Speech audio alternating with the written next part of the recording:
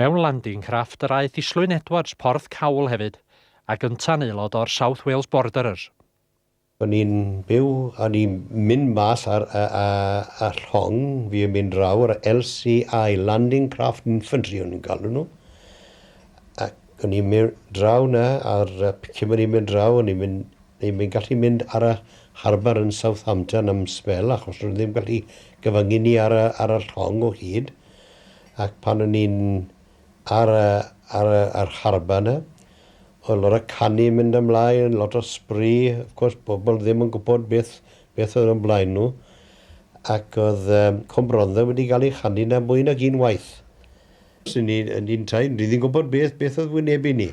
Sbo ni'n dod a gweld Ffrainc.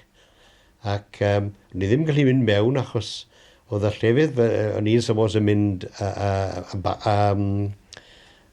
a traeth, o'n i'n suppos yn mynd at, oedd e ddim wedi cael ei cymeryd yn iawn, ac ni ddim yn gallu suppos yn mynd off ar bars bod ni'n cael y signal. A'r unwaith oedd hwnna'n dod, bydd 1 gloch yn y bore oedd e, a unwaith ni, eth ni mewn. Reit, oedd ni'n mynd lawr i grisiau i'r dŵr, ac o'n i'n gweld oedd y dŵr yn ddwfn iawn, ac o'n i ddim gallu nofio, ac o'n i'n ofni ti mewn bach. Ond un o'r boys, un o'r sailors wedi nofio ar mynd ar rafft mas a clymu fe o'r tank sydd wedi cael ei bwrw allan.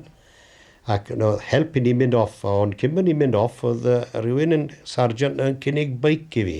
A ni'n gweud wrtho fe, wel, oedd dim yn o job i fi gael off hunan, oedd ni'n gael i bythdi 60 pwys o'r equipment.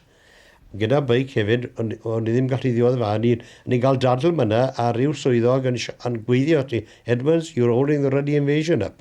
Ac wedodd, a ni'n gweud yn dawel fach yn well, I didn't want to be here in the first place, ynddo fe. Ond fe es i ar y rhef na, heb y beic, cofiwch, o'n i ddim wedi ennill y dadl na. Ac yng nghanol y raff, oedd un o'r buckles ar pacnia wedi cael ei clymu yn y raff. Reit, o'n i'n bron y boddi, mynd lawr am y trydydd tro, a oedd y rifle yn mynd ochr ar ochr arall. A cyn mynd i'n mynd lawr am y trydydd tro, oedd ffrind a mawr fi wedi tynnu fi lan mas mewn tro. Mewn amser yna fe, a byddwn ni'n boddi myna a heb wedi cyrraedd Ffrainc yn ddiogel.